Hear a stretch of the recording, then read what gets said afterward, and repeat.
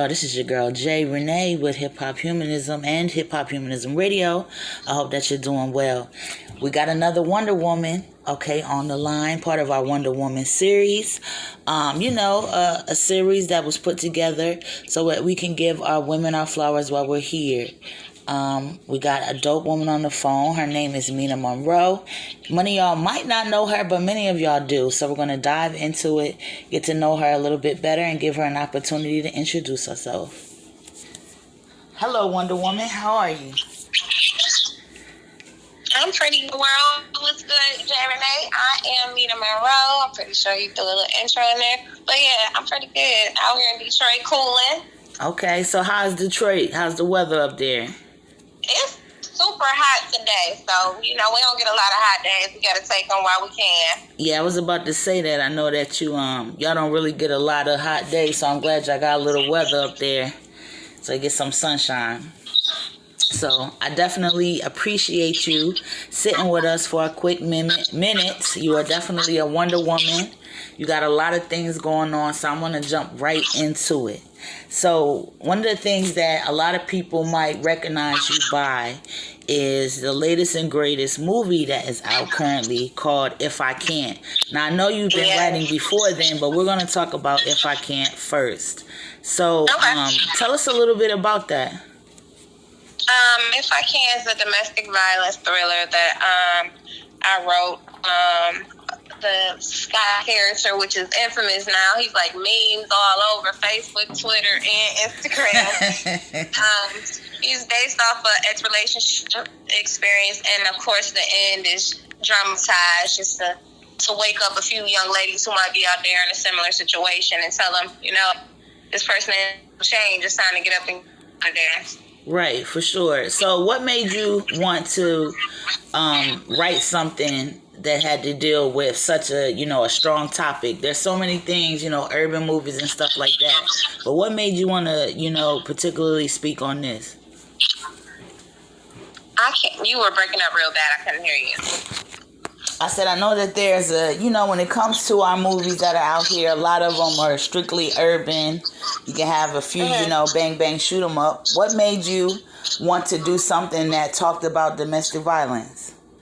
Because I live in Detroit, and there's been a lot of domestic violence homicides this past, couple years. And I actually wrote the story during the pandemic, but I would watch this YouTube channel, and it's like a typical A&E, like a Snap type channel, but it shows the domestic violence side. And most of those girls weren't lucky enough to make it out and be able to tell their story. So I wanted to tell a story for those girls that didn't get to make it out.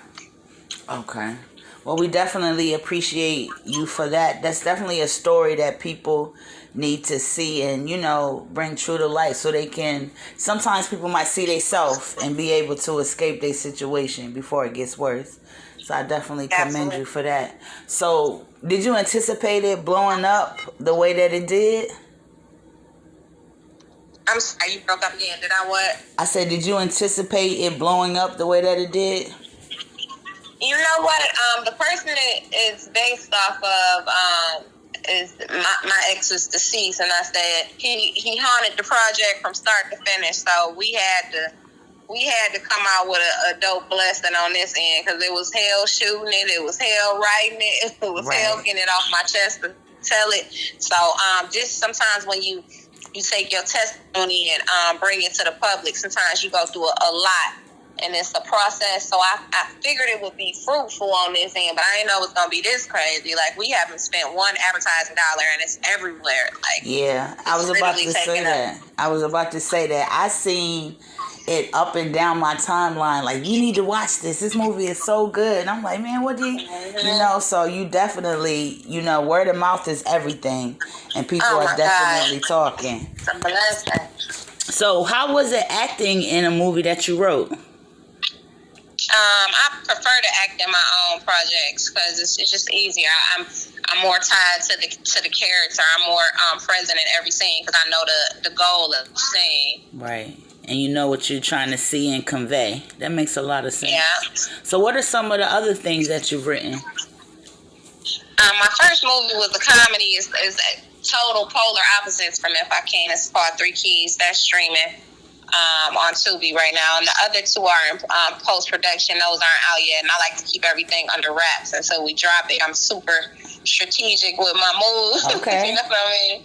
Ain't nothing wrong with having everything got a purpose on this end. It's like, I know where I'm going. I just got to get to the finish line. So, yeah, but I prefer that. Okay, so when it comes to the future, what are some of the actors that you might, want to work with? Have you ever thought about that? Absolutely. For one, I'm big on staying independent because I like having my own voice and being able to tell stories for people like me from a person that's like me. You know what I'm saying? So some of the people that I want to work with Mike Epps. Definitely want to work with him soon. Tell LaPlay, he plays on P-Valley, and he's also on the show Harlem on Amazon. Okay. Tyler Perry. One day I want to work with Tyler Perry so he can show me the sauce, show me the game. And I would love to be a part of anything 50 Cent too, because he wanted to go at it. I would just like to shadow him or Tyler just to see how they hooked up such an empire in film. Yeah, he really good at it. I wonder if he knew he was as good at it as he turned out to be. Sometimes we start something and it shows us what we should know, and we don't know going in, So shout out to all of them, and we're gonna put that in the air. I hope that you definitely get to work with them. So let's back up a little bit. So I know you said that you wrote the movie that's streaming everywhere crazy right now, If I Can't, during the pandemic. But how long had you been writing before then? I actually went to college on a creative writing scholarship. So I've been pen and paper since before all these iPads and all this other, cool technology. But I was always a storyteller. That's the name of my LLC too. I've always been a storyteller. I've been cold with the words, but I recently transitioned to producer. I think it'll be 3 years when I drop my first film that I wrote. It'll be 3 years in October or November. So that was my first time actually writing the screenplay and producing it. Okay, congratulations on the 3 years. So Thank you. Yeah, for sure. Let me ask you. So, what was it that motivated you, or what was that moment where you was like, you know what, I love writing, but I want to take it a step further and get into production and things like that? I started off acting first. So I would be on set and I would just be intrigued with the whole process, and some of the stuff I was getting booked for, it wasn't fulfilling. Like the scripts were flat, it's the same old shoot 'em up, bang, bang, right. Half naked bitch here, half naked bitch there. It was no substance to it. So I would go home and like, do I want to keep shooting this bullshit just to shoot it?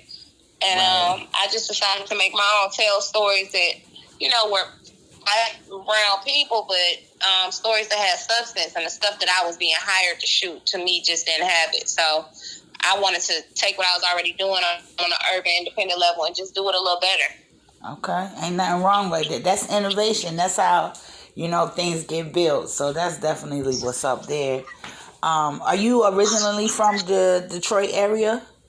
Yeah, I'm from Detroit, born and raised. Okay, so let me ask you, do you feel like, coming up in Detroit, being raised there, do you think that it has an effect, or it affects your writing style?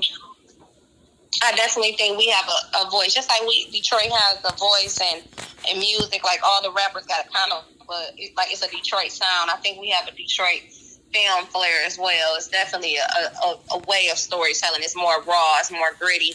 I know a lot of the stuff that went viral, couldn't believe like how raw the script was and how raw the story was, but I'm from a raw place, so I gotta tell raw stories. Right, that make a lot of sense, and y'all definitely do. Y'all have your own flavor, and you can see it. Just like Philly got their own, you know what I mean. Texas got their own, so you definitely can see that flavor, and you put it in all the right places.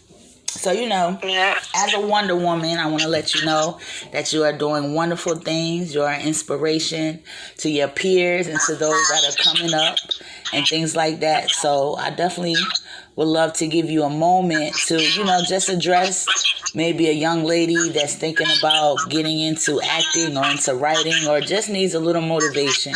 Like, what's something that you would say to them? Do your research first. I tell everybody, like, if it's something you want to pursue or something you want to become passionate about, research it. You know, you're supposed to know it in and out. Don't just hop in it because it's a fad or because it looks easy or you see somebody else doing it and getting notoriety off of it. Definitely do the research on the game and make sure your heart is really in it, because at the end of the day, if you're just doing it for the wrong reasons, you're still going to be working doing something you don't love. But if you're doing something you love, it's never work. That's right. Okay, so tell everybody how they can connect with you on social media and how they can find the movies. You can go onto Tubi or Amazon platforms and type in my name, Mena, and put the M for Monroe. Everything should pop up. Or if you go on to Tubi, I hate to say it, there's about 3 or 4 of my projects on the home screen. that's good stuff, girl. That's that Wonder Woman. For no reason. It's that Wonder Woman status right there. Yeah, we kind of got Tubi on lock right now. I appreciate all the Tubi watchers, and whether you like it or you watching it, but throw shade, don't knock our lane because you ain't in it. I know that's right. So how can they link up with you on social media? My socials are all the same across the board. It's Mena Monroe, like the dead White House. That's it. So Mena Monroe on everything. If it ain't Mena Monroe, it ain't me. So it's a whole bunch of little fake pages, but I'm the only one with no underscores, none of that funny business. Straight Mena Monroe, Mena. Okay. Well, I definitely appreciated chatting with you. Though quick, you know what I mean? It was definitely worth it. And I know that the fans and those that are watching you will definitely appreciate getting to hear a little bit of something from you. So keep doing your thing, Wonder Woman. Appreciate it. Likewise. And thank you for having me. And make sure if y'all haven't already, hit Tubi or Amazon and watch that If I Can.